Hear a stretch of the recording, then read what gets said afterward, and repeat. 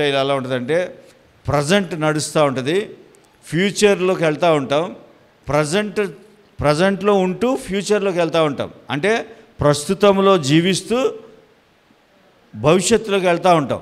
వెళ్తూ ఉంటే నీ వెనక ఏమంటుందని గతం క్రియేట్ అవుతూ ఉంటుంది, అంటే పాస్ట్ క్రియేట్ అవుతూ ఉంటుంది. అందరికీ అర్థమైందా? పాస్ట్ ఎప్పుడు క్రియేట్ అవుతుంది? నువ్వు ప్రజెంట్లో నడుస్తావు, ఫ్యూచర్లోకి వెళ్తూ ఉంటావు, పాస్ట్ క్రియేట్ అవుతూ ఉంటుంది మన జీవితంలో. కానీ పరలోకంలో ఎలా ఉంటుందంటే అన్నీ కూడా ఎండ్ అయిపోయి ఉంటాయి. అక్కడ ఆ టైం లైన్లో నీకు అన్నీ అయిపోయినాయి అన్నమాట. అయిపోయిందే అక్కడ ఉంటుంది, ఇక్కడలాగా అక్కడ ఉండదు. ఇప్పుడు చూడండి, ఆయన శిలువ మరణము ఇక్కడ మనకి పాస్ట్లోకి వచ్చింది, అంటే జరిగిపోయింది. కానీ అక్కడ ఆయనకి అన్నీ ముగించేసి కూర్చున్నాడు ఆయన. మన జీవితంలో అయిపోయిందని 2000 సంవత్సరాల క్రితం అయిపోయింది అన్నాం, కానీ మిగతావి ఏమీ కూడా మనకి అవనట్టుగా ఉంటాయి. ఎందుకనంటే ఈ రెండు కూడా ఒకదానికొకటి విరుద్ధంగా ఉంటాయి. టైం లైన్ మనం గమనిస్తే మీకు చిన్న ఉదాహరణ చెప్తాను చూడండి, మీకు అర్థం అవడానికి. అబ్రహాంకి దేవుడు కనిపించి ఏం చెప్పాడు? నిబంధన జరిగిన తర్వాత 400 ఇయర్స్ తర్వాత బానిసలుగా ఉంటారు, తర్వాత మరి ఒకళ్ళని పంపించి నేను విడుదల చేయించి మళ్ళీ పాలు తేనెలు ప్రవహించే దేశం ఇస్తానని చెప్పాడు. అంటే దేవుని మైండ్లో ఏంటది? అయిపోయింది. చాలా జాగ్రత్తగా గమనించండి, అయిపోయింది. కానీ అబ్రహాముకి తెలుసు ఆ విషయం, కానీ అబ్రహాము తర్వాత పుట్టిన పిల్లలకి ఈ విషయం తెలీదు. వీళ్ళు అందుకనే మీరు గమనించండి, వీళ్ళు ఏడుస్తున్నారు. ఎక్కడ? ఐగుప్తులో. ప్రభా, మేము ఈ బాధలు భరించలేకపోతున్నాం, ఈ కష్టాలు, ఈ నష్టాలు మేము పడలేకపోతున్నాం, ఈ వ్యాధులు మేము భరించలేకపోతున్నాం. అంటే ఇదంతా దేవునికి ఏంటంటే అయిపోయి ఆల్రెడీ వాళ్ళు కనాను దేశంలో ప్రవేశించారు. అది ఆయన టైం లైన్.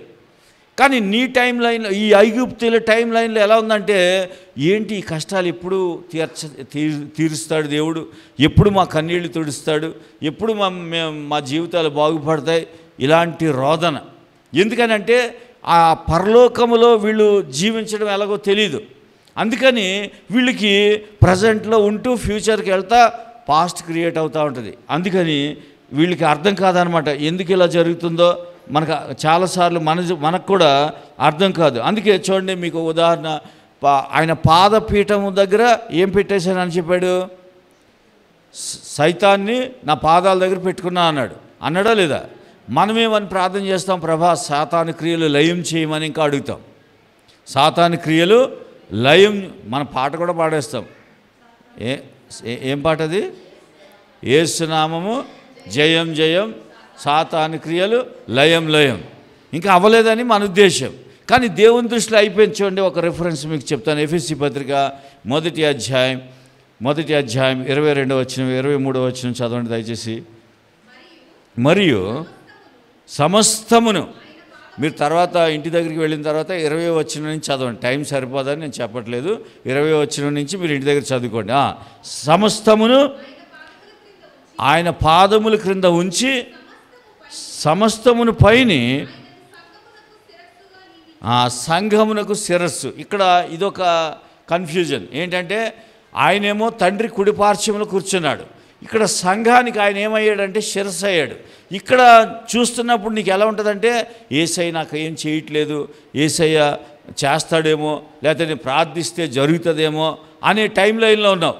కానీ ఆయన తండ్రి కుడిపార్శ్వంలో కూర్చున్నప్పుడు ఎలా ఉందంటే అంతా ముగించేశాడు, అంతా సిలువలో ముగించేశాడు. అందుకని మనకి ఇక్కడ 2 విషయాలు అర్థమవుతూ ఉంటాయి. ఏంటంటే, మనం ఇక్కడ వెయిటింగ్లో ఉంటాం, పరలోకంలో వెయిటింగ్ ఉండదు. అక్కడ అయిపోయి రెస్ట్లో ఉన్నాడు. కానీ ఇక్కడ మనం వెయిటింగ్లో ఉంటాం, నాకు కార్యం జరగాలి, నాకు ఏదో ఒకటి జరగాలి, ఈ సిలువలో ఏదో ఒకటి నాకు జరిగిపోవాలి అనే ఆ ఆశతో మనం ఈ భూమి మీద మనం బ్రతుకుతూ ఉంటాం. ఎందుకంటే భూమి మీద సీజన్స్ ఉంటాయి, టైం ఉంటుంది, ఇవన్నీ ఉంటాయి. అక్కడ నిత్యత్వంలో అంటే పరలోకంలో ఇవేమి ఉండవు. నీకు సీజన్స్ అవేమి ఉండవు. నాకు మంచి సీజన్ వస్తుంది అనుకుంటాక లేదు. మనం అనుకుంటాం కదా, నాకు మంచి రోజులు వస్తాయి. ఆల్రెడీ నీ జీవితం అక్కడ రాయబడి ఉంది. ఆల్రెడీ నిత్యత్వంలో పరలోకంలో నీ జీవితం అక్కడ రాసేసాడు. ఆల్రెడీ నీ జీవితానికి ఏం కావాలో అన్నీ ముగించేశాడు యేసుప్రభు వారు. కానీ ఇక్కడ ప్రాబ్లం ఎక్కడొచ్చిందంటే, నువ్వు పరలోకానికి ఇక్కడికి మనం గమనించుకుంటే ఈ తేడా, ఈ యొక్క టైం లైన్ని మనం సరిగ్గా తీసుకుంటే అక్కడేమో ముగించబడింది, ఇక్కడ నువ్వు ప్రజెంట్లో నడుస్తున్నావు. కాబట్టి నీకు అది మ్యాచ్ అవ్వక నాకు ఇంకేం జరగట్లేదు అనే ఆలోచనలో మనం ఉంటాం. చూడండి ఇక్కడ ఇప్పుడు అందుకే పౌలు ఒక మాట అన్నాడు, ఏమనంటే నేను మంచి పోరాడి తిని. అంటే పోరాటం ఉంటుంది ఇక్కడ ఏముంటుంది? పోరాటం ఉంటుంది. అంటే ఫైట్ ఈజ్ ఆన్లోనే ఉంటుంది. ఎప్పుడు ఫైట్ ఎప్పుడు కూడా ఉంటూనే ఉంటుంది, పోరాటం ఉంటుంది. కానీ అక్కడ అందుకే దానికి పౌలు గారు ఏం పేరు పెట్టాడంటే మంచి పోరాటం అంటాడు. ఏమంటాడు? మనమైతే అలాగన్నాం, వేరేగా అంటాం. కానీ పౌలు గారు ఏం చెప్పాడంటే మంచి పోరాడి తిని. అంటే పోరాటం అనేది ఎందుకు ఉంటుంది అంటే ఆ పరలోకంలో ఉన్న టైంకి ఇక్కడ ఉన్న టైంకి మనం మ్యాచ్ అవ్వదనమాట. దాన్ని ఈ రాత్రి ఎలా జీవించాలి, అసలు ఏ విషయం దేన్ని మారుస్తుంది అనేది మనం చాలా జాగ్రత్తగా గమనిద్దాం. చూడండి, పరలోక విషయము భూమి మీద ఉన్న మన విషయాలు మారుస్తుందా, లేదా భూమి మీద ఉన్న విషయాలు పరలోకంలో మారుస్తాయా? ఏది మారుస్తుందో మీకు ఆన్సర్ ఈ పాటికే వచ్చి ఉంటుంది. పరలోక విషయాలు అంటే ఆ పరలోకమైన ఆత్మీయమైన విషయాలు, యేసు ప్రభువారు శిలువ కార్యం ముగించి శిలువ మరణ పునరుద్ధానాలు ఈ భూమి మీద ఉన్న ప్రతిదాన్ని మార్చేస్తాయి. దయచేసి మీరు గమనించండి. మీకు చిన్న ఉదాహరణలు ఇవ్వాలి, ఎందుకంటే ఇది మీకు అర్థం కావాలంటే చాలా కష్టం. ఇది నేను మీకు అర్థమయ్యేలా చెప్పడానికి ప్రయత్నం చేస్తున్నాను. ఇప్పుడు నువ్వు ఆరోగ్యవంతుడివి ఎక్కడ? పరలోకంలో. కానీ ఇక్కడ ఏముంది? నీకు అనారోగ్యం ఉంది. చూడండి, ఇప్పుడు భూమి మీద నీకు అప్ అండ్ డౌన్స్ ఉంటాయి. కానీ పరలోకంలో అప్ అండ్ డౌన్స్ ఉండవు. అన్నీ సెటిల్ అయిపోయింది. అక్కడ సెటిల్ అయిపోయింది. నీ లైఫ్లో నీకు ఏమేం కావాలో అన్నీ సెటిల్ అయిపోయాయి. అందుకని దయచేసి మీరు గమనిస్తే మన జీవితంలో ప్రతీది కూడా మనం ఎలా జీవించాలి ఈ రోజున మనం నేర్చుకుందాం. ఎలా జీవించాలంటే ఆయన శిలువ కార్యం జరిగిపోయింది, అందులో నీకేం కావాలో అన్నీ ఇచ్చేశాడు. అయితే దాన్ని మనం ఇక్కడ ఈ భూమి మీద ఎలా జీవించాలంటే ఆ టైం లైన్లో జీవించాలి. ఏ టైం లైన్లో? పరలోకంలో ఏదైతే దేవుడు నీ కొరకు సిద్ధపరిచాడో ఆ లైన్లో నువ్వు అలా ఆలోచిస్తూ బ్రతికితే ఈ భూమి మీద నీకు ప్రతీదీ విజయమే. చూడండి, ఇప్పుడు మన లైఫ్ ఎలా ఉంటుందంటే నేను ఏదైనా బిజినెస్ స్టార్ట్ చేశాను. మనకి ఎలా ఉంటాయంటే రెండు ఆప్షన్స్. అయితే ఈ బిజినెస్ కనుక నేను చాలా జాగ్రత్తగా చేస్తే సక్సెస్ అవుతాను, ఒకవేళ జాగ్రత్తగా చేయకపోతే ఫెయిల్ అవుతాను. అలాగే నేను బాగా చదివితే ఫస్ట్ ర్యాంక్ వస్తుంది, చదవకపోతే ఫెయిల్ అయిపోతాను. అలాగే పెళ్లి చేసుకున్నప్పుడు జాగ్రత్తగా మనం అందుకే వాడతాం ఈ మాట, ఏమనంటే ఆ భార్యాభర్తలు మంచి సంబంధమేనండి, కానీ ఒక సంవత్సరం పడుతుంది తెలియడానికి అంటాం. ఎందుకని? ఒక సంవత్సరం అయ్యాక కానీ తెలియదు వీళ్ళు ఆ పిల్ల ఎలా ఉన్నారో ఏంటో అనేది మనం అంటాం. ఎందుకని? మనకి ఫ్యూచర్ తెలీదు, ఫ్యూచర్లో ఏముందో తెలియదు. కానీ దేవుని విషయంలో ఇవన్నీ కూడా ఈ అత్యధిక విజయం అన్ని విషయాల్లో నీకు ఇచ్చేశాడు అనేది పరలోకంలో ఉన్నది. కానీ ఈ భూమి మీద నీకు ఎలా అంటే రేపు ఏం జరుగుతుందో, నెక్స్ట్ మినిట్ ఏం జరుగుతుందో నీకు తెలియదు. తెలియక కన్ఫ్యూజ్ అయిపోతూ ఉంటాం. కన్ఫ్యూజ్ అయిపోయి మనము చాలా ఇబ్బంది పడుతూ ఉంటాం. మన దగ్గర చూడండి, ఉదాహరణకి నీ దగ్గర డబ్బులు లేకపోతే నువ్వేమనుకుంటావంటే దేవుడు నన్ను ఇంకా దీవించలేదు, దేవుడు దీవిస్తాడేమో, మేబీ దీవించవచ్చు, నేను ఇలా ఉంటే దీవిస్తాడు, ఇలా చేస్తే దీవిస్తాడు అని నువ్వు అనుకుంటావు. కానీ పరలోకంలో నీకు ఒకటి ఉంది, ఏంటంటే నువ్వు పరలోకంలో వారసుడివి. హల్లెలూయా. ఇప్పుడు మరి నీ లైఫ్ ఎలా? ఇప్పుడు డబ్బులు లేవు, కానీ నువ్వు పరలోకంలో వారసుడివి. ఇప్పుడు నువ్వు ఎలా జీవించాలి అని అంటే పరలోకంలో నీకు ఏం జరిగిందో ఆ కార్యం మీదే నువ్వు బ్రతకాలి. చూడండి, మేబీ మీకు ఒక ఎగ్జాంపుల్, మీరు ఏదైనా ఎగ్జామ్ రాశారు, ఫెయిల్ అయిపోయారు, కానీ నువ్వు ఆల్రెడీ పాస్ అయిపోయావు ఎక్కడ? పరలోకంలో. కానీ ఇక్కడ ఫెయిల్ అయిపోయావు, ఎందుకంటే నీకు ఆ ఆలోచన లేదు కాబట్టి ఫెయిల్ అయిపోయావు. కానీ ఆ టైంలో నీకు సరిగ్గా అర్థమైతే నువ్వేమనాలంటే నేను ఇక్కడ ఫెయిల్ అయిపోయాను కానీ నేను పాస్ అయిపోయాను అనాలి. మీకు అర్థమైంది లేదా? మామూలుగా నీకు అర్థం కాక ఫెయిల్ అయ్యావు, కానీ నువ్వు పాస్ అయిపోయింది ఎక్కడ? పరలోకంలో ఆల్రెడీ నీది అయిపోయింది, పాస్ అయిపోయావు. నువ్వు ఏమీ కూడా దాని గురించి స్ట్రగుల్ అవ్వాల్సిన విషయమే లేదనమాట. అసలు స్ట్రగుల్ అవ్వడానికి అవకాశమే లేదు. ఎందుకనంటే నీ జీవితంలో ప్రతిదాన్ని కూడా నువ్వు చేసే వ్యాపారం కానీ, నువ్వు చేసే నీ ఆరోగ్య విషయం కానీ అన్నిటికీ ఆయన వెల చెల్లించాడు. కానీ మనం దాంట్లో నడవడం తెలుసుకోవాలి. దాంట్లో నడవడం తెలుసుకోవడం అంటే నీకు ఇక్కడ అనారోగ్యం ఉంది, కానీ పరలోకంలో నీకేమున్నాయి? ఆయన శిలువ గాయముల చేత నువ్వు స్వస్థత నొందిన వ్యక్తివి. కాబట్టి ఇప్పుడు నువ్వు అనారోగ్యాన్ని చూస్తూ ప్రభా నా అనారోగ్యం బాగు చేయి అంటే నువ్వు భూలోకం సిస్టమ్ ప్రకారంగా బ్రతుకుతున్నట్టు. ఇంకా నీకు అనారోగ్యం బాగుపడదు. ఎందుకనంటే ఈ భూమి మీదే నువ్వు దాన్ని చూసుకుంటూ బ్రతుకుతున్నావు. కానీ నీ అనారోగ్యంలో కూడా నువ్వు ఎలా బ్రతకాలంటే ఆ పరలోకంలో ఉన్న టైం లైన్లో బ్రతకాలి. ఆ టైం లైన్లో ఏం చెప్తుంది? ఆయన పొందిన గాయముల చేత, దెబ్బల చేత మీరు స్వస్థత నొందితీరి అయిపోయింది. అది అయిపోయిన దాంట్లోంచి నువ్వు బ్రతకాలి. అది నువ్వు అలాంటి ఆలోచన నీకు ఉంటే ఆ టైం లైన్లో నువ్వు బ్రతకాలి. భూమి మీదే ఉంటాం, కానీ ఆ టైం లైన్లో బ్రతకాలి. ఏ టైం లైన్లో? పరలోకంలో దేవుడు ముగించిన కార్యంలో నువ్వు బ్రతకాలి. అది బ్రతకడం నేర్చుకుంటే నీ జీవితంలో ఎప్పుడూ ఓటమి ఉండదు. మన జీవితంలో ఓటమి ఉండదు. నేను ఈ మెసేజ్ నేను ఎప్పుడైతే ఇది నేర్చుకుంటున్నానో, ఈ నేర్చుకున్నప్పుడు నాకు కూడా అనిపించింది, ప్రభా ఈ పరలోకపు లైన్లో, ఆ టైం టేబుల్లో, లేకపోతే ఆ టైం లైన్లో బ్రతకడము నేర్చుకోవడం ప్రారంభించాలి. ఎందుకనంటే మనకి ఇక్కడ అలవాటు అయిపోయింది.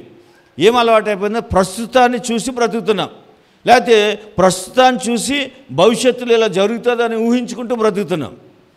కానీ దేవుని దృష్టిలో ప్రస్తుతము లేదు, గతము లేదు, భవిష్యత్తు లేదు, అన్నీ ముగించి విశ్రాంతిలో ఉన్నాడు ఆయన. నిన్ను కూడా విశ్రాంతిలో పెట్టాడు. తండ్రి కుడిపార్శ్వమున కూర్చుండడం అంటే అర్థం ఏంటంటే అన్నీ అయిపోయి కూర్చున్నాడు. కానీ మనకి ఇక్కడ స్ట్రగుల్ ఉంది, పోరాటం ఉంది. ఆ పోరాటం ఏం పోరాటం అంటే ఆ టైం లైన్ని నువ్వు మ్యాచ్ చేసుకోలేకపోతున్నావు. నీకు అర్థం కాక మనం రాత్రి 5 విషయాలు చెప్పాను. 5 విషయాల్లో ఏముంటుంది? అన్నీ అయిపోయినట్టేనే ఉంటుంది. అర్పణ ఒక్కసారే అది కంప్లీట్. తర్వాత నిన్ను సంపూర్ణుడిగా చేశాడు, అది కంప్లీట్. కానీ నీలో సంపూర్ణత వచ్చిందా? మామూలుగా మాట్లాడదాం, సంపూర్ణత వచ్చిందా? రాలేదు. రాక నువ్వేమనుకుంటున్నావంటే దేవుడు ఏదో కోపంగా ఉన్నాడు, లేకపోతే ఆయన నన్ను ప్రేమించట్లేదేమో, ఏదో జరిగింది, ఎక్కడో మిస్టేక్ చేశాను నేను అనుకున్నావు. కానీ దేవుని దృష్టిలో అవన్నీ కూడా తీసేసి నిన్ను అత్యధిక విజయంలో ఉంచాడు. ఇప్పుడు నువ్వు బ్రతకడం నేర్చుకోవాలంటే ఆ యొక్క సమయంలో, యేసయ్య పరలోకంలో ఉన్న సమయంలో నువ్వు బ్రతకడం నేర్చుకోవాలి. చూడండి, 1 కొరింథీ పత్రిక 15వ అధ్యాయం 48వ వచనాన్ని ఒకసారి తీయండి. మట్టి యందు పుట్టినవాడెవడో, అంటే నీ పుట్టుక డిసైడ్ చేస్తుంది. ఇప్పుడు నీ పుట్టుక నీ ఆలోచన విధానం ఎలా ఉందో తెలియజేస్తుంది అన్నమాట. నీ పుట్టుక ఏంటి? మనం ఏం చెప్తున్నాము? క్రీస్తు యేసునందు నేను ఎవరు? నూతన సృష్టి, న్యూ క్రియేషన్. కానీ నువ్వు మట్టి నుండి పుట్టినవాడు ఆలోచించినట్లుగా ఆలోచిస్తున్నావు. అర్థమైందా లేదా? మీ అందరికి అర్థమవుతుందా? నీ ఆలోచన ఎలా ఉందంటే, మట్టిలో నుంచి పుట్టినవాడు ఎలాగ ఆలోచిస్తాడంటే ప్రస్తుతంలో బ్రతుకుతాడు, ఫ్యూచర్కి వెళ్తూ ఉంటాడు, పాస్ట్ క్రియేట్ అవుతూ ఉంటుంది నీ వెనకాల. అంటే నీ గతం తయారవుతూ ఉంటుంది. ఆహా నా జీవితం ఎలాగా. ఇప్పుడు చూడండి, మనం పుట్టగానే నేను పాస్టర్ని అవుతాను అనుకోలేదు, పోనీ పుట్టగానే వదిలేండి, నేను 10th క్లాసు లేదా డిగ్రీ చదువుతున్నప్పుడు కూడా అనుకోలేదు, పెళ్లి చేసుకున్నా కూడా అనుకోలేదు పాస్టర్ని అవుతానని. కానీ ఆయన పరలోక టైంలో ఎలా ఉంది? నేను పాస్టర్ని అయిపోయాను, నేను అత్యధిక విజయం సాధించాను, నేను అనేక మంది ఆత్మలు రక్షించాను, నా జీవితంలో అనేక కార్యాలు జరిగాయి, ఇవన్నీ ఆల్రెడీ పరలోకంలో జరిగాయి. ఆ టైం లైన్లో కనుక నేను బ్రతకడం నేర్చుకుంటే నా జీవితంలో ఇంకా గొప్ప కార్యాలు జరుగుతాయి. హల్లెలూయా. అంటే టెన్షన్ ఉండదు, పోరాటం ఉండదు, అసలు స్ట్రగుల్ అనేది ఉండదు. ఎందుకు ఈ స్ట్రగుల్ ఏంటి నా జీవితంలో అసంపూర్ణత అనే ప్రశ్నే ఉండదు అనమాట. చదవండి. మట్టి నుండి పుట్టినవాడు ఎట్టివాడు, అట్టివారే. పరలోక సంబంధి ఎట్టివాడు అంటే నీకు జరిగిన కార్యాలన్నీ ఎక్కడ ఉన్నాయి? పరలోకంలో ఉన్నాయి. ఇప్పుడు నువ్వు పరలోక సంబంధిగా ఆలోచిస్తూ అట్టివాడిగా ఉంటే నీకు ఈ భూలోకంలో ఏముంటుంది? ఆ పరలోక సంబంధం అయినవన్నీ కూడా ఇక్కడ నువ్వు అనుభవిస్తూ ఉంటావు. హల్లెలూయా. అందుకే చూడండి, యోహాను ఒక చిన్న మాట అన్నాడు, అంత మీనింగ్ లేకపోయినా ఒక మాట అన్నాడు. ఏమని అంటే యోహాను పత్రికలో ఆత్మ వర్ధిల్లుచున్న ప్రకారము, అంటే నీ ఆత్మ వర్ధిల్లుతూ ఉండాలి. ఇందులో ఆ పరలోకంలో ఉన్న ఆ టైం లైన్లో నీ ఆత్మ వర్ధిల్లుతూ ఉంటే ఇక్కడ నువ్వు భూమి మీద అన్ని విషయాల్లో అంతే. అంటే నీ కనెక్షన్ అంతా ఎక్కడ పెట్టాడు? పరలోకంలో ఉంది. చూడండి, మీకు చిన్న ఉదాహరణ చెప్తాను. ఆయన 5 రొట్టెలు 2 చేపలు పట్టుకున్నాడు. పట్టుకుని మనమైతే కళ్ళు మూసుకుని ఇలా ప్రార్థన చేస్తాం, అవునా? యేసు ప్రభు వారు కళ్ళు పైకి లేపి పరలోకంలో చూపించాడు. ఎందుకని? ఈ రొట్టెల కనెక్షన్ ఎక్కడుంది? పరలోకంలో ఉంది. హల్లెలూయా. ఇప్పుడు పరలోకంలో కనెక్షన్ పెట్టుకుని నువ్వు భూమి మీద చూస్తున్నావు, నువ్వు భూమి నుంచి ఆశిస్తున్నావు, నీకు ఏం కావాలన్నా భూమి నుంచి ఆశిస్తున్నావు. కానీ యేసయ్యకి తెలుసు. అందుకే ఈ రొట్టెలు మల్టిప్లై అవ్వాలంటే దీని కనెక్షన్ ఎక్కడుంది? పరలోకంలో ఉంది. కాబట్టి కన్నులెత్తి పరలోకం వైపు చూశాడు. మన్నా ఎక్కడి నుంచి వచ్చింది? పరలోకంలో నుంచి వచ్చింది. ప్రతిదీ ఎక్కడి నుంచి వచ్చింది? పరలోకం నుండి వచ్చింది. కానీ నీ కళ్ళు కింద ఉన్నాయి. కింద కళ్ళు పెట్టేవాళ్ళు ఎవరంటే, అంటే మిమ్మల్ని అంటలేదు, మనకు అలాగ అలవాటు అయిపోయింది. నేను కూడా అప్పుడప్పుడు కిందకి తల పెట్టి ప్రార్థన చేస్తాం. కింద ఎందుకు కిందకి ఎందుకు చూడకూడదంటే, ఆ పాము ఏం తిన్నది? నువ్వు మన్ను తిందువు అన్నాడు. మన్ను తినే దాన్ని చూసుకుంటా నువ్వేం అడుగుతున్నావు అంటే భూమి నుంచి ఆశిస్తున్నావు. మీకు అర్థమైందా? సర్పము ఏం తిని బ్రతుకుతుంది? మన్ను తిని బ్రతుకుతుంది. మనము ఓకే, మనకు వచ్చే ఫలాలు అన్నీ కూడా అక్కడి నుంచి వస్తాయి. కానీ నీ ఎక్స్పెక్టేషన్ ఎక్కడి నుంచి ఉండాలి? కనెక్షన్ అక్కడ ఉంది. అక్కడి నుంచి నువ్వు ఆశించాలి. చూడండి, యేసు ప్రభు ఏది అడిగినా పైకెత్తి తండ్రి వైపు చూస్తూ అడిగేవాడు. ఎందుకంటే ప్రతిది, ఇప్పుడు లాజరు జీవం ఎక్కడుంది? పరలోకంలో ఉంది. అందుకే కొలస్సీ పత్రికలో అంటాడు, మీ జీవము నా యందు దాచబడి ఉన్నది అంటాడు. అంటే మన జీవం ఎక్కడుంది? ఇప్పుడు పరలోకంలో ఉంది. కాబట్టి నువ్వు నీ జీవం, నీ లైఫ్ అక్కడ పెట్టుకుని కిందకి చూసి ఇక్కడ మనం వెతుకుతూ ఉంటాం, దొరకదు. అది స్ట్రగుల్ అయిపోతాం. యేసయ్య సిలువలో చేశాడు అంటారు పాస్టర్ గారు, అన్నీ అయిపోయినాయి అంటారు, నాకు ఏం అవ్వలేదు, నాకు పెళ్ళి అవ్వలేదు. ఇంకా కొంతమంది ఆలోచన అలాగుంటుంది, నాకు పెళ్ళి అవ్వలేదు, లేదా నాకు ఈ కార్యం జరగలేదు, ఇది అది అని చెప్తావు. అందుకని దయచేసి గమనించండి, పరలోక సంబంధి ఎట్టివాడో పరలోక సంబంధులను అట్టివారే. అందుకని నువ్వు ఆ లైన్లో ఆలోచన చేయాలన్నమాట. మనకి ఇక్కడ 2 విషయాలు ఉంటాయి. ఇక్కడ నువ్వు ఏ పని చేసినా 2 విషయాలు ఉంటాయి. ఏంటి? సక్సెస్ లేకపోతే ఫెయిల్యూర్. సక్సెస్ ఉంటుంది లేకపోతే ఫెయిల్యూర్ ఉంటుంది. అక్కడ ఓన్లీ సక్సెస్సే ఉంటుంది. హల్లెలూయా. అందుకని నీ కన్నులు ఎప్పుడు కూడా పై వాటిని, అందుకే అంటాడు పై వాటిని వెదకుడు కానీ క్రిందవి చూడొద్దు అంటారు. కొలస్సీ పత్రికలో రాస్తాడు. చూడండి, కొలస్సీ పత్రిక తీయండి ఒకసారి. పైన వాటిని వెదకుడి.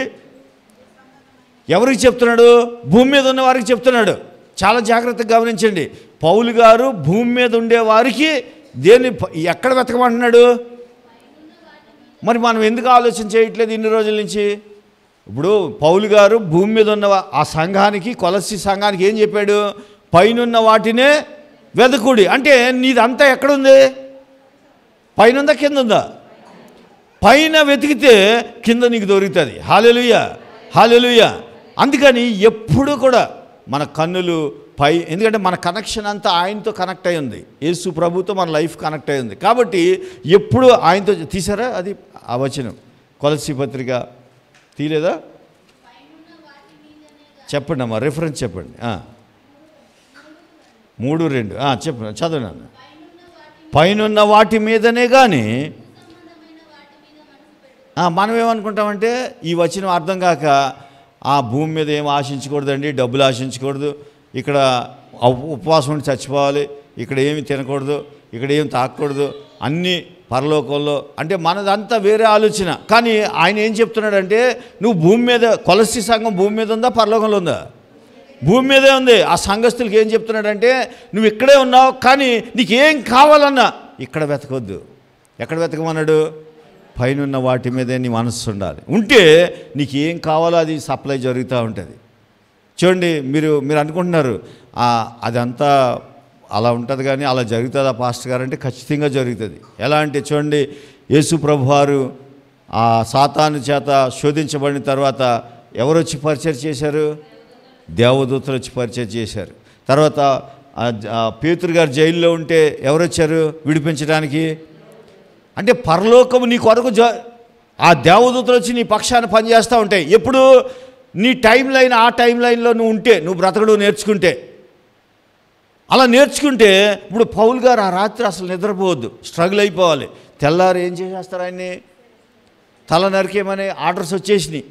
మరి గురకపెట్టి నిద్రపోతున్నాడు ఆయన. ఎందుకని? ఆ టైం లైన్లో ఉన్నాడు. హల్లెలూయా. అందుకే ఆయన ఒక మాట అంటాడు యేసు ప్రభు గురించి, మీరు ఆయనను ఆయన జీవాధిపతిని చంపితురు కానీ తండ్రి ఆయన లేపాడు అంటాడు. ఇంకో దగ్గర అంటాడు, మరణము ఆయన బంధించి ఉంచుట అసాధ్యము. ఈ విషయాలు తెలుసు కాబట్టి పరలోకము యొక్క టైం లైన్లో బ్రతుకుతున్నాడు. కాబట్టి జైల్లో హ్యాపీగా స్ట్రగుల్ లేదు, రెస్ట్లో చక్కగా నిద్రపోతున్నాడు. ఎందుకంటే అక్కడ జరిగిపోయింది ఆల్రెడీ. పేతురు గారికి ఏం జరగాలో అన్నీ అక్కడ జరిగిపోయినాయి కాబట్టి హ్యాపీగా పడుకున్నాడు. మనమైతే ఆ రాత్రంతా ప్రార్థనే, కన్నీటి ప్రార్థన, మామూలు ప్రార్థన కాదు, కన్నీటి ప్రార్థన. ఎందుకని? ప్రభా ఇంకా కొన్ని గంటలే ఉంది, కార్యం చేయడాయన, నన్ను ఆయన నరికేస్తాడు, చంపేస్తాడు. ఆల్రెడీ ఆయన చక్కగా నిద్రపోతున్నాడు. ఆయనకి ఎప్పటి వరకు తెలియదంటే దేవదూత వచ్చింది, అది కట్లు ఆ గేట్ తీసింది, తీసుకెళ్ళిపోయి గవిని యొద్ద, ఎక్కడ ఆ సిటీలో వదిలిపెట్టేదాకా మొత్తం వదలలేదు ఆయనకి. ఆయన వదిలేక కళ నిజమా అనుకుంటున్నాడు ఆయన, నేను జైల్లో కదా ఉండాలి అనుకుంటున్నాడు. అందుకని నువ్వెప్పుడు కూడా నీ కనెక్షన్ పరలోకంతో ఏర్పాటు చేయబడి ఉంది. అందుకని నీవెప్పుడు కూడా నీ జీవితం ఎలా ఉంటుందంటే, నీ రిజల్ట్ ఏంటంటే నువ్వు అత్యధిక విజయం పొందిన వ్యక్తివి. చూడండి, మీకు చివరిగా ఒక ఉదాహరణ చూపిస్తాను. ఈ టైం లైన్లో బ్రతకడం ఎలాగో మీకు చిన్నగా నేను చెప్పాను, ఎందుకంటే హాఫ్ అన్ అవర్లో ఇవన్నీ చెప్పడం కష్టం. హెబ్రీ పత్రికలో చూడండి 10వ అధ్యాయం 14వ వచనాన్ని చాలా జాగ్రత్తగా గమనిద్దాం. ఒక్క అర్పణ చేత ఈయన పరిశుద్ధపరచుబడు వారిని సదాకాలమునకు, ఈ వాక్యాన్ని 2 భాగాలుగా విభజిద్దాం. 2 భాగాలు. ఒకటి ఏమన్నాడంటే సంపూర్ణులుగా చేసి ఉన్నాడు అన్నాడు. అన్నాడా లేదా అమ్మా? అన్నాడా లేదా? అంటే సంపూర్ణుడు అయిపోయావు, నువ్వు సంపూర్ణుడు అయిపోయావు. కానీ ఇంకో మాట ఏం ఉపయోగించాడంటే పరిశుద్ధులుగా చేయబడుతున్నారు అన్నాడు. అంటే అది ప్రజెంట్ టెన్స్లో పెట్టాడు దాన్ని. ఇదేమో కంప్లీట్ అయిపోయినట్టు పెట్టాడు. అంటే దీనికి నీకేమర్థం అవుతుందంటే చూడండి, పర్ఫెక్ట్ ఫర్ ఎవర్ అన్నాడు.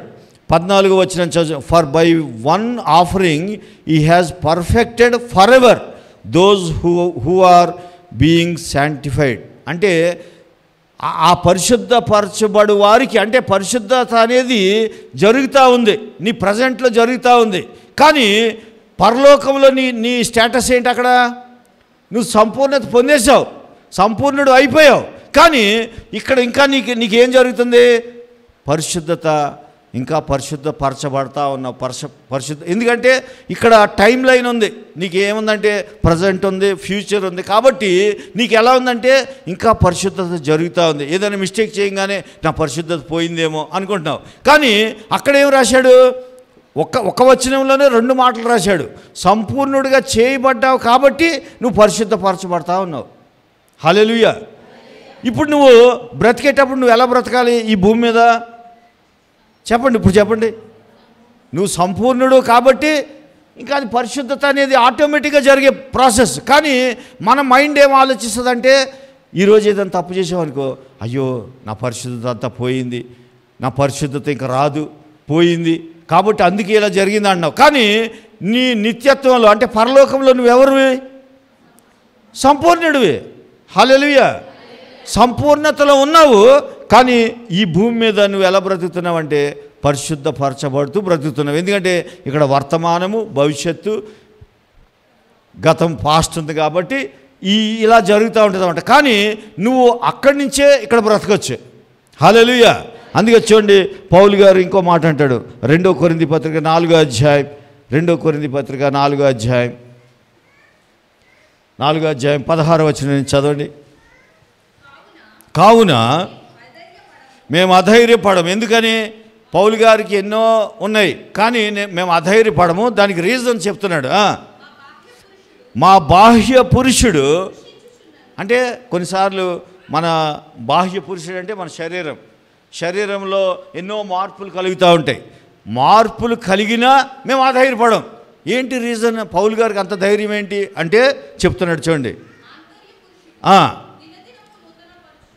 ఆంతర్య పురుషుడు దినదినము నూతన పరచబడుతున్నాడు. ఎందుకని నూతన పరచబడుతున్నాడు అంటే ఈయన పరలోకం యొక్క ఆ టైంలో బ్రతుకుతున్నాడు పౌలు గారు. అందుకని మళ్ళీ ఏం చెప్తున్నాడు చూడండి. మేము దృశ్యమైన వాటిని, అంటే నీకు భూమి మీద ఏం చూసి నమ్ముతావు? నువ్వు చూసింది నమ్ముతావు, అవునా కదా? దృశ్యమైన వాటిని నమ్మక, చూడక అదృశ్యమైన వాటిని నిదానించి చూస్తున్నాడు. కాబట్టి ఈయనకి అధైర్యపడ్డావు. హల్లెలూయా. మనం చూడండి, మాట్లాడితే అయ్యా భయంగా ఉందండి, నేను చాలా భయపడుతున్నాను, ఏం జరుగుతుందో, రిపోర్ట్లు ఏమొస్తుందో, లేకపోతే ఉద్యోగం ఉంటుందో ఊడిపోద్దో, లేకపోతే ఏం జరుగుతుందో, రేపు పొద్దున్న ఎలా ఉంటుందో నా పరిస్థితి, ఇలా ఆలోచిస్తాం. పౌలు గారు ఏం చెప్తున్నాడు? ఆయన పరలోకపు ఆ టైంలో బ్రతుకుతున్నాడు కాబట్టి ఏమంటాడంటే, నా శరీరంలో మార్పులు రావచ్చు, బాహ్య పురుషుడిలో మార్పులు రావచ్చు, కానీ నా అంతరంగ పురుషుడు దినదినము ఆ పరలోకపు లైన్లో ఉన్నాడు. కాబట్టి ఇప్పుడు ఏమంటున్నాడంటే, నేను అధైర్యపడను, దృశ్యమైన వాటిని నేను చూడను. మనం ఏం చేస్తున్నాం? దృశ్యమైన వాటిని, ఒకవేళ ఇవాళ నువ్వేమైనా బ్లడ్ రిపోర్ట్ ఇచ్చొచ్చావు అనుకో హాస్పిటల్లో, అందులో ఏమన్నా ఆడు ఏం చేస్తాడంటే ఆ రిపోర్ట్లో కొంచెం తేడాగా ఉన్నాయి, కొంచెం బ్లండర్ ఇస్తాడు, అంటే హైలైట్ చేసి ఇస్తాడు. ఒక్కటి ఆ నెంబరు ఏదో కొంచెం హైలైట్ చేసి ఇస్తాడు. ఇక నువ్వు దాన్నే పట్టుకుని ఇలాగే చూస్తూ ఉంటావు, ఇది ఎప్పుడు తగ్గుద్దో ఏమో, ఎప్పుడు తగ్గుద్దో ఏమో, అదే రిపోర్టు నీ దగ్గర. పౌలు గారు ఏమన్నాడు? నేను దాన్ని చూడను అంటున్నాడు. మేబీ మార్పు జరగచ్చు. ఆయన ఏమన్నాడు? నా బాహ్యంలో ఏదైనా జరగచ్చు, బాహ్య పురుషుడు కృషించిపోవచ్చు, అయినా నేను చూసేదాన్ని నమ్మను, నేను వాటిని చూడను అంటున్నాడు. డిసైడ్ అయ్యాడు. ఎందుకు చూడడు పౌలు గారు అంటే, ఆయనకి పరలోకంలో ఆయన గురించి ఏముందో అంతా తెలుసు ఆయనకి. హల్లెలూయా, హల్లెలూయా. అది తెలిసిన వాళ్ళు ఈ దృశ్యమైన వాటిని చూడరు, అదృశ్యమైన వాటినే నిదానించి చూస్తున్నాడట. హల్లెలూయా. ఎలా చూస్తున్నాడు? కనబడని దాన్ని నిదానించి చూస్తున్నాడంటే, మన భాషలో అయితే ఏమంటామంటే, వీడికి పిచ్చెక్కిందిరా, వీడికి వెర్రొచ్చిందిరా, వీడి పిచ్చోడురా అంటాం. కనబడని దాన్ని నిదానించి చూస్తున్నాడు. చాలా జాగ్రత్తగా గమనించి, చాలా పవర్ఫుల్ వర్డ్ అది. కనిపించిన దాన్ని, కనిపించింది ఏంటి? పరలోకంలో ఉంది. నీకు కనిపించింది పరలోకంలో ఉంది. ఆ పరలోకంలో ఉన్న దాన్ని నిదానించి చూస్తున్నాడు. నా గురించి ఏం చేశాడు యేసుప్రభు వారు, నా కొరకు ఏదో చేశాడు, ఏం చేశాడు, దాన్ని నిదానించి చూస్తూ హ్యాపీగా బ్రతుకుతున్నాడు. ఏం చేశాడు ఆయన చెప్తాడు కూడా. చూడండి, ఈ వచనం అయ్యాక దాంట్లోకి వెళ్దాం. నిదానించి చూస్తున్నాము, క్షణమాత్రముండు మా చులకని శ్రమ మా కొరకు అంతకంతకు ఎక్కువగా నిత్యమైన మహిమ భారమును. అసలు ఈ మాటలు చదువుతూ ఉంటే మీకు ఈ బ్రెయిన్ ఆలోచించినప్పుడే ఒకసారి ఇది పగిలిపోద్దేమో అనిపించాలి. మీరు అసలు ఏమీ చల్లడం లేదు మీకు ఇది. ఎందుకనంటే ఆయన ఏమంటున్నాడంటే, శ్రమ వచ్చింది కానీ నా కోసం ఏం ఎదురు చూస్తుందంట? నిత్యమైన మహిమ భారంగా ఉందంట. అది చాలా ఎక్కువగా, అంటే మోయలేనంత మహిమ ఉంది. కానీ మనం ఏం చూస్తున్నాం? చిన్న చులకని శ్రమ కోసం మనం దేవుడిని తిట్టేస్తాం, పక్కన వాళ్ళని తిట్టేస్తాం, అమ్మ నాన్నని తిట్టేస్తాం, భర్తను తిట్టేస్తాం, భార్యను తిట్టేస్తాం, రకరకాలుగా చేసేస్తాం. ఎందుకని? చిన్న శ్రమ. కానీ ఆ పౌలు గారు ఏం చెప్తున్నాడంటే, నాకు నిత్యమైన మహిమ భారము నా మీద ఉంది, కాబట్టి నాకు ఇది చులకని, ఆ శ్రమకు పేరు పెట్టాడు. ఏమని? చులకని శ్రమ ఆఫ్టర్ ఆల్ అన్నాడు. యేసయ్య సిలువలో ప్రేమ ఉందంటాం, అంటామా? మనం సిలువలో ఏముంటుంది? ప్రేమను చూడాలంటే సిలువను చూడంటాం. సిలువలో ఆయన పొందిన దెబ్బలు, ఆయన మరణాన్ని చూడండి, మీకు ప్రేమ అంటే తెలిసిపోద్దని చెప్తాం. కానీ మనం చెప్తాం కానీ దాన్ని నిదానించి చూడం.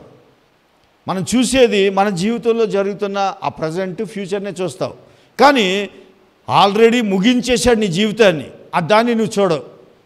అది ఎలా ఉంటుందో చెప్తున్నాడు చూడండి. పౌలు గారు నిజంగా ఆయనకి సిలువ అర్థమైన వాళ్ళు మాట్లాడే మాటలు అన్నమాట ఇవి. ఆయన దయచేసి 35 రోమపత్రిక 8వ అధ్యాయం 35 నుంచి చదువుదాం. ఇక్కడ చాలా మీరు ఆలోచన చేయండి. ఇప్పుడు క్రీస్తు ఎక్కడున్నాడు? తండ్రి కుడి పార్శ్వమున ఉన్నాడు. ఈయన ఎక్కడున్నారు? పౌలు గారు ఈ మాట చెప్పినప్పుడు రోమపట్నంలో ఉన్నాడు. ఇప్పుడు రోమా పట్టణంలో ఉన్నవాడు ఏమంటున్నాడు? క్రీస్తు ప్రేమ ఎక్కడుంది? పరలోకంలో ఉంది. అక్కడ కనెక్షన్ పెట్టుకున్నాడు అనమాట. ఆ ప్రేమతో లింక్ చేసుకుని ఆ ప్రేమ నుండి నన్ను ఎవడు విడదీయలేరు అంటున్నాడు. ఏంటయ్యి విడదీసేయి? ఈ భూమి మీద ఉన్నవి. ఈ భూమి మీద ఏమున్నాయి చూడండి. శ్రమైనను, హింసైనను, కరువైనను, వస్త్రహీనతైనను, ఉపద్రవమైనను, ఖడ్గమైనను, ఇవన్నీ ఎక్కడున్నాయి? మాట్లాడాలి మీరు. భూమి మీద ఉన్నాయి. కానీ క్రీస్తు ప్రేమ ఎక్కడుంది? పరలోకంలో ఉంది. ఇప్పుడు పౌలు గారిని దాన్ని కనెక్ట్ చేసుకోగానే ఆయన మాట ఏమంటున్నాడంటే, వస్త్రహీనత నన్నేం చేయలేదు, శ్రమ నన్నేం చేయలేదు. అక్కడ 7, 8 రాస్తాడు. హింస, కరువు ఏమి నన్ను ఆ ప్రేమ నుండి డిస్కనెక్ట్ చేయలేవు అంటున్నాడు. ఎందుకని? ఆ టైం లైన్లో బ్రతుకుతున్నాడు ఆయన. హల్లెలూయా. నీకు ఇది అర్థమైతే ఈ రోజు నుంచి నీ జీవితము గాల్లో ఎగురుతావు. ఎలా? సీతాకోక చీలిక ఎగిరినట్టు బటర్ఫ్లై ఎగురుతుంది కదా, అలాగే ఎగురుతావు. ఎందుకనంటే నీ జీవితంలో ఈ టైం లైన్ అర్థం కాకే ఎందుకు ఇలా జరుగుతుంది, రేపు ఇలా జరుగుతుంది ఏంటి, ఇలాంటి మాటలు మాట్లాడుతూ ఉన్నాను. 37వ వచనం చదవండి. అయినను మనలను ప్రేమించిన వాని ద్వారా, మనల్ని ప్రేమించిన వాడు ఎక్కడున్నాడు? పరలోకంలో తండ్రి కుడిపార్శ్వంలో ఉన్నాడు. ఇప్పుడు ఆయన ద్వారా జాగ్రత్త. ఎవరి ద్వారా? పరలోకంలో ఉన్న మనల్ని ప్రేమించిన వ్యక్తి తండ్రి కుడిపార్శ్వంలో ఉన్నాడు. ఆయన ద్వారా నువ్వు ఇక్కడ బ్రతకాలి. ఎలా బ్రతకాలి?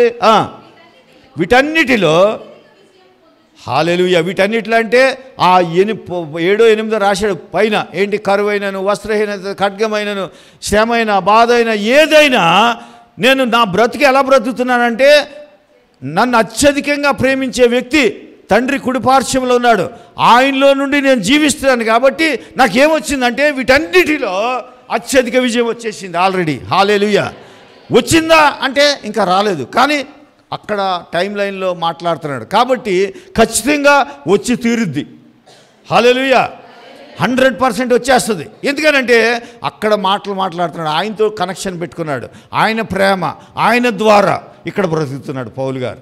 రోమా పట్టణంలోనే ఉన్నాడు, కానీ పరలోకంలో తండ్రి కుడి పార్శ్వం ఉన్న యేసు క్రీస్తు ద్వారా ఇక్కడ బ్రతకడం నేర్చుకున్నాడు అనమాట. అందుకని ఏమంటాడంటే వీటన్నిటిలో అత్యధిక విజయం పొందుతున్నాం. ఇప్పుడు నీ విజయం అంతా ఎక్కడుంది? ఆ టైం లైన్లో ఉంది. కాబట్టి దాన్ని నువ్వు ఇక్కడ తీసుకురావడానికి ఆ భాష వాడితే జరిగిన అంటే అదేదో అబద్ధం కాదు, నిజమైన కార్యము. సిలువలో నీకు జరిగిన కార్యాన్ని నువ్వు మాట్లాడుతూ ఉంటే ఈ భూమి మీద ఆ టైం లైన్లో నువ్వు ఇక్కడ బ్రతకగలవు. హల్లెలూయా. దయచేసి ఎంతమందికి అర్థమైంది ఇది? హల్లెలూయా. దయచేసి దాన్ని ముగిద్దాం. చూడండి 38వ వచనం. మరణమైనను, జీవమైనను, దేవదూతలైనను, ప్రధానులైనను, ఉన్నవైనను.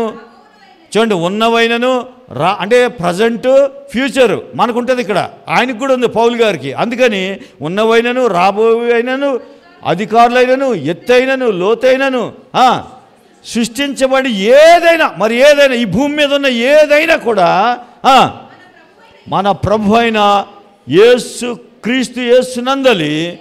ఇప్పుడు ఈ ప్రభు అయిన క్రీస్తు యేసు ఎక్కడున్నాడు? పరలోకంలో ఉన్నాడు. పౌలు గారు రోమా పట్టణంలో ఉన్నాడు, కానీ అక్కడి నుంచి ఆ టైం లైన్లో మాట్లాడుతున్నాడు. అందుకని ఏమంటున్నాడంటే మరణమైన లేకపోతే జీవమైన, దేవదూతలైన, ఈవెన్ దేవదూత అయినా నన్ను ఏం చేయలేదు, ప్రధానులైన, అధికారులైన ఏది అంటే ఈ భూమి మీద ఉన్న ఏ నియమం కూడా నా జీవితాన్ని మార్చలేదు. ఎందుకంటే పరలోకంలోంచి నేను జీవిస్తున్నాను. కాబట్టి నన్ను మారుస్తుంది. ఇక్కడ పరిస్థితులు మారుస్తుంది, కానీ నా పరిస్థితులు దాన్ని మార్చలేవు, క్రీస్తు ప్రేమను మార్చలేవు. హల్లెలూయా. అందుకని నీ జీవితం అంతా సిలువలో సంపూర్ణమైన ఆ కనబడని, జాగ్రత్తగా అదృశ్యమైన వాటిని నిదానించి చూస్తూ ఉంటే నీ జీవితంలో ఆయన గాయాలు నిదానించి చూస్తూ ఉంటే, ఆ గాయాలు ఎక్కడున్నాయి? ఇప్పుడు పరలోకంలోనే. నీకు కనబడవు ఇప్పుడు, కానీ దాన్ని నిదానించి చూస్తూ ఉండాలి. ప్రభా నా కొరకు గాయములు పొందవని నిదానించి చూస్తే ఆయన కుడిపార్శ్వంలో ఉన్నాడు, తండ్రి కుడిపార్శ్వంలో. చూస్తూ ఉండగానే నీకు ఇక్కడ ఆరోగ్యం వచ్చేస్తుంది. హల్లెలూయా. అలాగే నీ ఆర్థిక సమస్యలు అన్నీ తీర్చేశాడు, నేను వారసుడిగా చేసుకున్నాడు. వారసత్వం ఎక్కడుంది? యేసుక్రీస్తులో ఉంది. అక్కడ నిదానించి చూస్తే అది కనబడదు, నిదానించి చూస్తే ఇక్కడ నువ్వు ధనవంతుడు అయిపోతావు. హల్లెలూయా. నీ ఏది కూడా అసలు నీ సక్సెస్ని ఆపే నియమం ఈ భూమి మీద లేదన్నాడు. కానీ ఎందుకు మరి ఇలా జరుగుతుందంటే నీ టైం లైన్ ఇక్కడ ప్రజెంట్ ఫ్యూచర్తో నువ్వు బ్రతుకుతున్నావు.